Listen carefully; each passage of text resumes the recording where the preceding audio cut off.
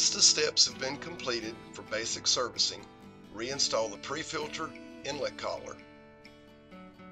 Place the collar into the position by aligning the retainers and rotate clockwise until it locks.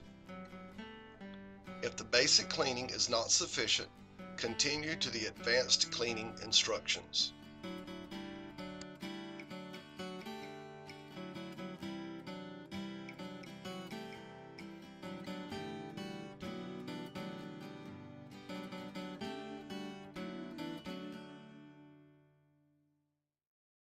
Thank you for watching.